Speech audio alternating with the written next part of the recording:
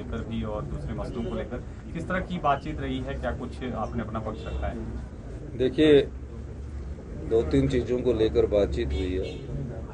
Shanan project की lease जो है मार्च 2024 में पूरी होने वाली है और स्टेट्स की रीजनल कॉन्फ्रेंस थी।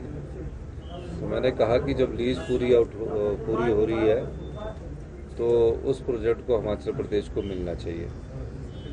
और उस मामले में हमने गृह मंत्री के सामने भी बात रखी, पंजाब के मुख्यमंत्री जी के भी सामने बात रखी, सब मुख्यमंत्री और जो ऑफिसर्स थे उनके सामने हमने बात रखी। तो उसके बाद जो आगे फैसला भारत सरकार करेगी उसमें उसको अमल में लाएंगे। सर, पंजाब सरकार दूसरा, बीबीएमबी में भाखड़ा व्यास मैनेजमेंट बोर्ड में हमारा कोई परमानेंट मेंबर नहीं है तो होता है। तो मैंने कहा कि रोटेशंस पर हमारा एक परमानेंट मेंबर होना चाहिए, जैसे कि पंजाब का होता है, हरियाणा का होता है, और हमारा भी एक परमानेंट मेंबर होना चाहिए। उस दृष्टि से भी हमारी सरकार को मेरी बात को सरकार ने गौर से सुना, गृह मंत्री जी ने गौर से सुना, और उसमें भी मुझे लगता है कि समस्या का समाधान होने की जरूरत है। तीसरी बात मेरी जम्मू कश्मीर के गवर्नर साहब से भी हुई है और लेह के गवर्नर साहब से भी हुई है। पिछले कई वर्षों से जम्मू कश्मीर के जो लोग हैं, जो हमारी बाउंड्री चुराहा के साथ लगती है, उसमें अंदर तक आ जाते हैं और वहाँ कब्जा कर लेते हैं।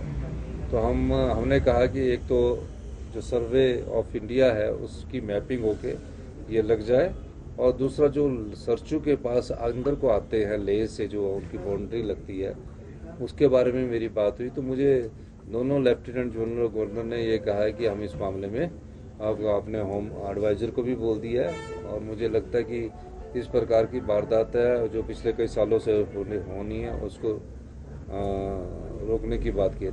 एक और मैंने बात की कि जो हमारे इन्वेस्टमेंट मीट पर भारतीय जनता पार्टी के समय SJVN के साथ समझौते हुए हैं, जिसमें जिंदगी भर के लिए पावर प्रोजेक्ट, चाहे वो सुन्नी है, लूरी है, या धौला से नदौन का प्रोजेक्ट है, वो जिंदगी भर के लिए उनको दे दिए।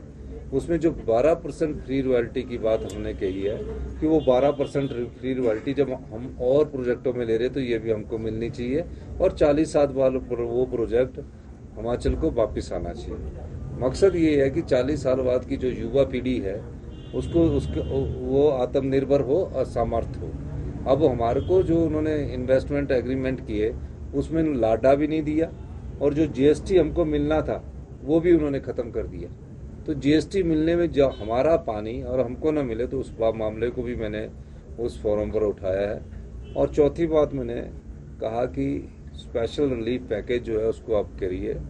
स्पेशल रिलीफ पैकेज नहीं करना तो जो हमने अभी भारत सरकार के जो डिजास्टर्स के नॉर्म्स होते हैं, केंद्र सरकार के डिजास्टर के नॉर्म होते हैं, उसके हिसाब से हमने 10,000 करोड़ रुपए के उनके नॉर्म्स के हिसाब से जो हमने डैमेज है उसको भेजा, तो उसके हिसाब से हमारा तकरीबन 1,500 और 2,000 करोड़ मिलता है। वो तो दे दीजिए, वो तो हमारा बनता है। तो 2 बार तो केंद्रीय टीम आ गई है, तीसरी बार भी आप हमारे को केंद्रीय टीम अब 28-29 को आने वाली हो, तो वो तो दे दीजिए।